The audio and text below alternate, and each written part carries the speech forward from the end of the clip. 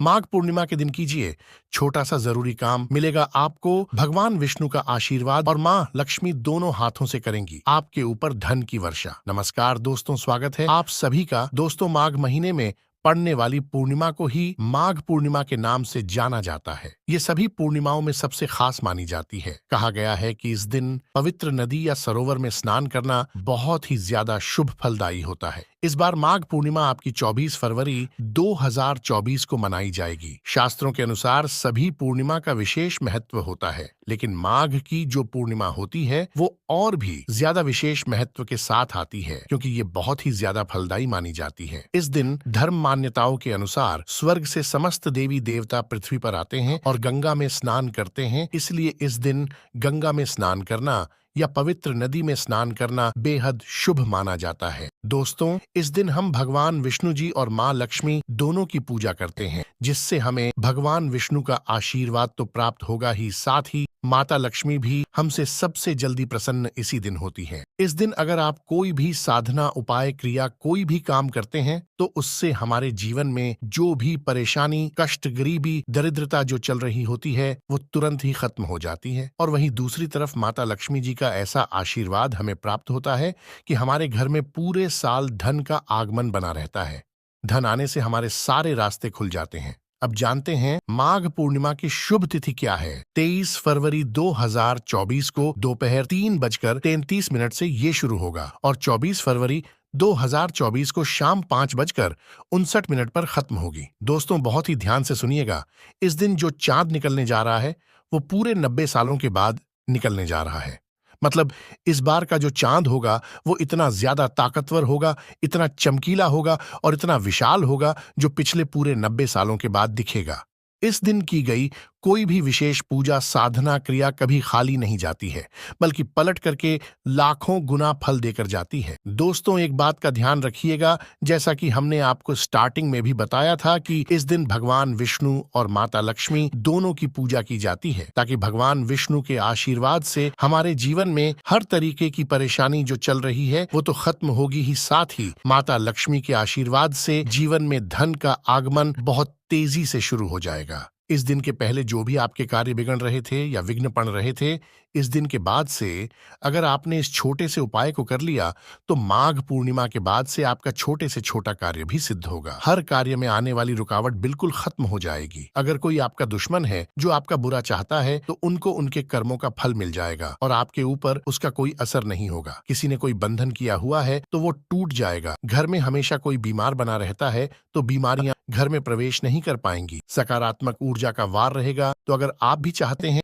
कि भगवान विष्णु और माँ लक्ष्मी दोनों की कृपा आपकी और आपके पूरे परिवार पर बनी रहे तो तुरंत कमेंट बॉक्स में लिख दीजिए जय भगवान विष्णु, जय माँ लक्ष्मी। और अभी तक अगर आपने वीडियो को लाइक नहीं किया है तो वीडियो को लाइक करने के बाद तुरंत ही चैनल को सब्सक्राइब करके पास वाला बेल आइकॉन प्रेस कर दीजिएगा। अब जैसा कि मैंने आपको पहले ही बताया था कि माघ पूर्णिमा के दिन गंगा नदी में या पवित्र नदी में स्नान करने का विशेष महत्व होता है, तो इस दिन अगर आपके पास में कोई पवित्र नदी है तो आप जरूर स्नान कीजिए, और अगर नहीं है तो एक और विकल्प है आपके पास। माघ पूर्णिमा के दिन अगर आप नहाने वाले जल में थोड़ा सा गंगा जल डालकर स्नान कर लेते हैं तो उससे भी आपको बहुत ज्यादा शुभ फल की प्राप्ति होती है। ये बहुत ही कल्याणकारी होता है। दोस्तों, शास्त्रों में साफ साफ ये बात लिखी हुई है कि अगर माघ पूर्णिमा के दिन आप थोड़ी सी पूजा साधना कुछ भी कर लेते हैं तो निश्चित रूप से आपको समस्त देवी देवताओं का आशीर्वाद प्राप्त होता है, क्योंकि सभी देवी देवता स्नान करने के लिए, गंगा में स्नान करने के लिए धरती पर आते हैं। आपको बता दें, पूर्णिमा का दिन जो आया है वो पूरे 30 सालों के बाद आ रहा है। मतलब 30 साल के बाद ऐसे शुभ और दुर्लभ संयोग बनने जा रहे हैं जिससे अगर आप इसका फायदा उठा लेते हैं,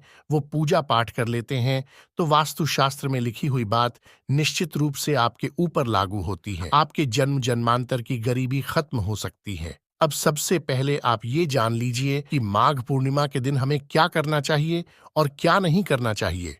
तो सबसे पहले मैं आपको ये बताता हूं कि इस दिन आपको क्या नहीं करना है, क्या क्या करने से आपको बचना है। तो सबसे पहले तो आपको इस दिन बिल्कुल भी तामसिक भोजन नहीं खाना है। तामसिक भोजन यानी कि मांस, मदिरा आदि का सेवन नहीं करना है। किसी से अपशब्द नहीं बोलना है, गाली गलौज का प्रयोग नहीं करना है, किसी का दिल नहीं दुखाना है और अपना भी मन पुरानी किसी बात को याद करके दुखी नहीं होना है, ना खुद को दुखी करना है, ना सामने वाले किसी व्यक्ति को दुखी करना है। अगर कोई व्यक्ति आपसे अपशब्द बोलता भी है तो आप सर झुकाकर वहां से निकल जाइए। इससे क्या होगा कि माता लक्ष्मी की नजर में आप एक अच्छे इंसान के रूप में नजर आएंगे। लेकिन अगर आपने गाली गलौज की अपशब्द बोला तो आपको माता लक्ष्मी के प्रकोप का सामना भी करना पड़ सकता है। माघ पूर्णिमा के दिन भूल से भी ये काम आपको नहीं करना है। अब मैं आपको बताता हूँ कि इस दिन आपको क्या करना है जिससे आपको भगवान विष्णु और माँ लक्ष्मी दोनों का आशीर्वाद मिल जाए। तो चलिए जानते हैं सबसे पहली चीज जो आपको करनी है। तो अगर आप चाहते हैं कि पूरे साल आपके ग्रह आपके साथ रहें,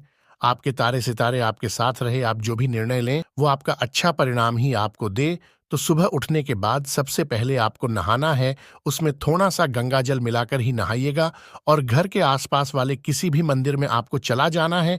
कोई भी मंदिर हो वहां चले जाइए और वहां पर जाकर एक नारियल का आपको दान करना है।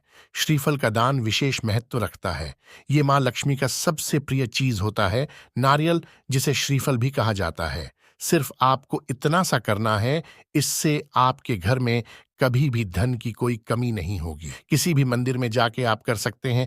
एक नारियल का दान आपको करना है। इससे आपका पूरा साल आप जो भी निर्णय लेंगे वो आपके प्रति अच्छा ही रहेगा, आपको फायदा ही पहुंचाएगा। दूसरा, आपको ये ध्यान रखना है दोस्तों कि आप अगर चाहते हैं कि आपका दुर्भाग्य जो है वो आपके भाग्य में बदल जाए, आपको किसी भी घर के आसपास में जो टहलती हुई गाय होती है, किसी भी रंग की गाय हो, तो उसको आपको 11 रोटी के साथ एक गुण की भेली खिला देनी है। क्योंकि गाय में 33 कोटि देवी देवताओं का वास होता है। गाय के गोबर में माँ लक्ष्मी का वास होता है और वही गोमूत्र में माँ गंगा का वास होता है। तो अगर आप किसी भी गाय को 11 रोटी के साथ गुड़ की भेली खिला देते हैं तो निश्चित रूप से मान के चलिए आपका दुर्भाग्य सौभाग्य में बदल जाता है। आपका दुर्भाग्य आपसे कोसों दूर रहता है। तीसरी चीज जो आपको इस दिन करनी है, अशोक का वृक्ष। दोस्तों, अशोक का वृक्ष एक ऐसा वृक्ष होता है जिसमें ब्रह्मांड की महासर्वशक्तियां विद्यमान होती हैं, वहां पर वास करती हैं। तो आपको यही करना है कि माघ पूर्णिमा के दिन आपको अपने घर के आसपास में ही किसी भी अशोक वृक्ष के पास जाना है। एक लोटा दूध लेकर, अगर आप दूध लेकर नहीं जा सकते तो साधारण जल लेकर जाइए और उसमें थोड़ी सी हल्दी मिला लीजिएगा। चाहे दूध लें या पानी लें, उसमें हल्दी जरूर मिलाइएगा, क्योंकि हमारे शास्त्रों में हल्दी को सबसे ज्यादा शुभ माना जाता है। और वही एक लोटा जल या एक लोटा दूध आपको अशोक के वृक्ष में चढ़ा देना है और हो सके तो मौली का जो धागा होता है वह अशोक वृक्ष पर जरूर बांध दीजिएगा। इसके बाद आपको वहीं पर अशोक वृक्ष की 7 परिक्रमा करनी है। बस इतना सा उपाय अगर आपने माघ पूर्णिमा के दिन कर लिया तो मानकर चलिए आपको सभी देवी देवताओं का आशीर्वाद तो प्राप्त होगा ही, बल्कि साल भर आपको कोई दिक्कत नहीं होगी। एक अंतिम उपाय आपको और करना है। इस दिन माघ पूर्णिमा के दिन आप सभी अपने घर पर खीर जरूर बनाइएगा। खीर बहुत ही मिठासपूर्ण चीज होती है। तो सबसे पहले तो खीर बनाने के बाद भगवान विष्णु और माँ लक्ष्मी को इसका भोग लगाएगा और इसके बाद दोपहर के खाने के साथ आपको वही खीर का सेवन करना है और शाम के समय भी कीजिएगा। अब लास्ट पूजा की बात आती है। तो माघ पूर्णिमा के दिन अंतिम पूजा माँ लक्ष्मी की पूजा होगी। इसमें आपको अपने घर में पीतल की मूर्ति माँ लक्ष्मी की स्थापित करनी है और उसी के साथ आपको वहीं पर एक घी का दीपक माँ लक्ष्मी के चरणों में स्थापित करना है। और एक घी का दीपक आपको अपने घर के मेन गेट पर यानी कि मुख्य द्वार पर लगाना है। जैसा कि मैंने आपको शुरू से ही बताया है कि ये जो माघ पूर्णिमा आ रही है, इस दिन जो चांद निकलेगा वो और भी ज्यादा चमकीला, प्रकाशवान और ताकतवर होगा। तो इन छोटे से उपाय को करके आप अपने जीवन के हर एक संकट को दूर कर सकते हैं।